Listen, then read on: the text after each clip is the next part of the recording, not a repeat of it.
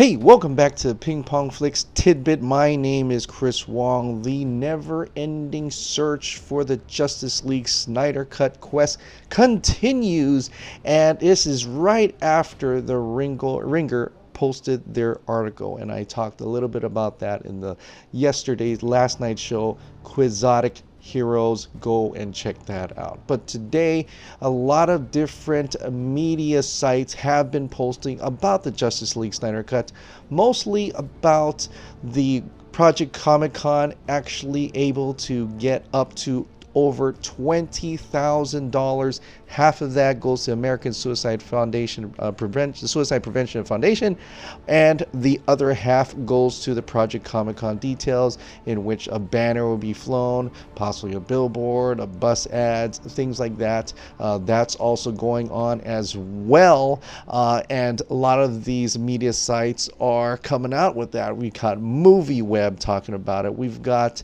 Yahoo talking about it. We got the Heroic Hollywood, of course, always talking about that kind of stuff.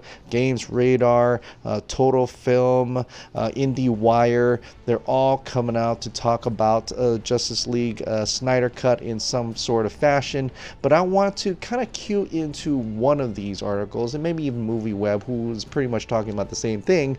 And this is in concerning of Zack Snyder's final cut. Zack Snyder's final cut of Justice League could still happen, or how finished is it could it be. And this is in light of what Jay Oliva had kind of just comes out. And Jay Oliva is the type of heroic character when we really truly need him but don't expect him to show up. He pops up and speaks of some volumes, speaks some facts that he is told, because he was involved with the Justice League. He's involved with how Zack Snyder works, how everything is done, and he spits out this giant amounts of facts that I'm really glad that a lot of people had got onto, and hopefully more media sites and more bloggers will write about it to get the more of that media attention.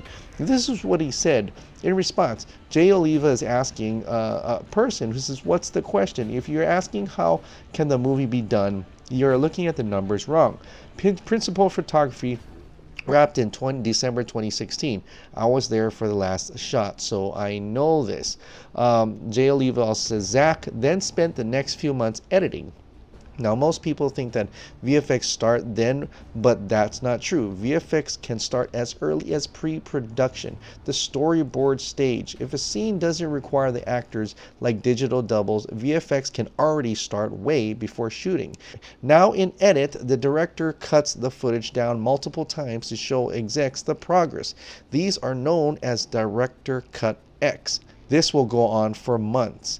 Based on the studio notes or anything new, the director might need, reshoots are planned.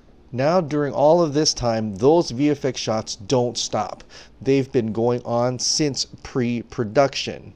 If a VFX sequence is totally cut out and never to go back into the timeline, then they will stop VFX for that shot. So yes, if you want to see a version of the entire film from a story standpoint, then there exists multiple cuts of Zack's film prior to Whedon's involvement.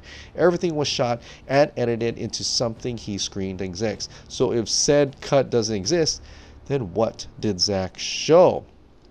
And the article would say, so in short, that Snyder version of Justice League could potentially be a thing, which we already know it is a thing, but I'm glad that sites like Yahoo is actually talking about it. Whether Warner Brothers would let it be released, however, is another matter. And that's something that we as Snyder fans are continuing to fight, and that is why we have that GoFundMe fundraiser, which has now gotten up to $21,123 of the $21,410 goal.